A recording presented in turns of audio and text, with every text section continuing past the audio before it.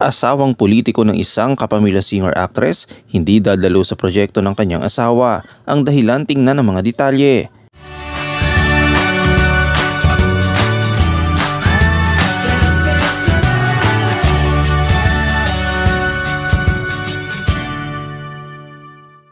Inahayag ni kapamilya actress singer Sharon Cuneta na hindi dadalo ang mister niyang si Kiko Pangilinan sa concert niya sa kasamang ex-husband nitong si Gabby Concepcion. Sa kanyang pahayag ay sinabi, "Hindi, yun ang dinicide naming family. My kids and my husband will not watch."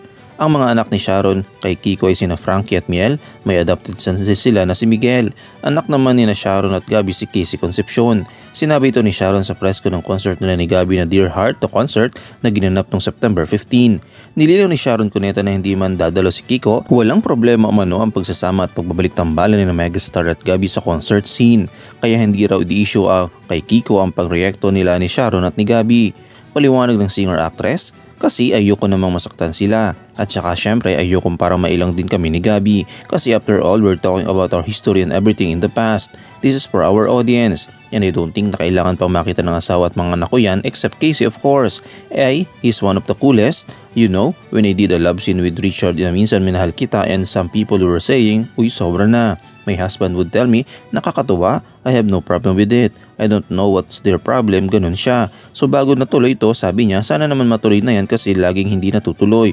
So sana matuloy na yan. Ganun siya, he's very supportive, he's very secured. Maybe because he knows that I love him very much and I never failed to show him that. Nagbigay ng patikims ng kilig sina Sharon at Gabby nang sandaling mag-cruise ang landas nila sa MediaCon noong September 10. Huling pagkikita nila sa Gabay Guro Grand Gathering 4 na taon nang nakakaraan. Nang tanungin si Sharon tungkol sa chemistry nila ni Gabby, sinabi niyang sa tingin niya ay masisilayan iyon sa Dear Heart the concert. Aniya, I think if I may say to myself, it has never gone away. Chemistry is something you cannot act out. Saka ito napaisip at tinanong ang media kung ano ang naramdaman ito sa biglang pagkikita nila ni Gabby sa ginanap na back-to-back MediaCon. Aniya, anong feeling niyo na kung nakita kami sa stage kanina? Ganun lang yon. It's been so long that our followers have missed us together, so I think kahit tumayo lang kami may effect.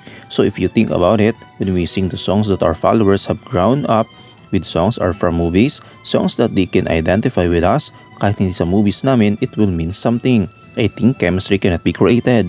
Chemistry is neither there or not, and we've always had that no matter what. Magaganap ang Dear Heart 2 concert sa October 6 sa SM MOA Arena. Mayroon din silang gagawing special show sa Ocado, Manila at Cebu. Ano yung komento kaugnay dito? Shoutout tayo kay Perla Cruz, kay Gloria Tortuga at kay Anita Avila. I-comment mo lang ang inyong opinion sa comment section at huwag kalimutang i-like, i-follow, i-subscribe ang bcgram.net para sa mga latest happenings.